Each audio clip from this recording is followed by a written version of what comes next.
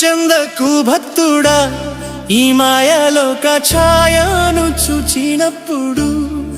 భయము చెందకు భక్తుడా, ఈ మాయలోక ఛాయను చూచినప్పుడు. భయము చెందకు, నీకు జయము దయచేయువాడు. భయము చెందకు, నీకు జయము దయచేయువాడు. దేవుడే యెహోవాయున్నాడు, నీ సాయమునకు దేవుడే యేసన్నయున్నాడు. ప్రభువైన యేసుక్రీస్తు వారి అత్యున్నతమైన నామంలో మీకు వందనములు.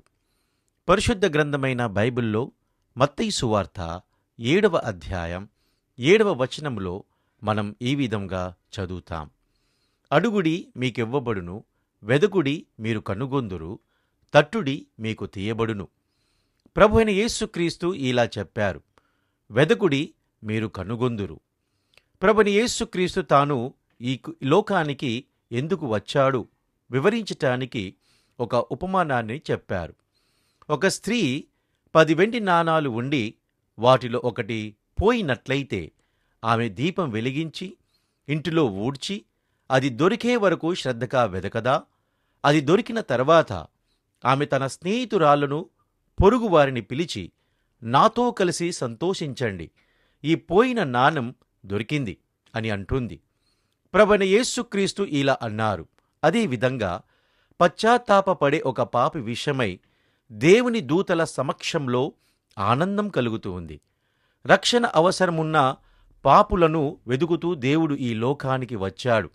అయితే మీరు కూడా మీ పాప స్థితిని గుర్తించి రక్షణను వెదుకుతున్నారా?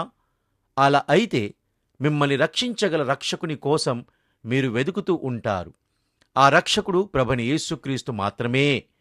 ఎందుకంటే ఆయన మీ పాపాలకు రావలసిన శిక్షను స్వయంగా శిలువపై భరించారు. మరణించిన తర్వాత తిరిగి లేచి మీ కొరకు రక్షణ మార్గాన్ని సిద్ధము చేశారు.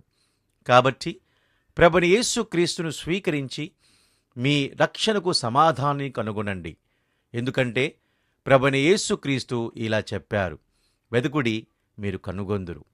దేవుడు మీకు ఇట్టి కృప అనుగ్రహించాలని మేము మీ కొరకు దేవునిని ప్రార్థిస్తున్నాము. దయచేసి ఈ విషయాన్ని గంభీరంగా ఆలోచించండి, నమ్మండి మరియు రక్షణ పొందండి.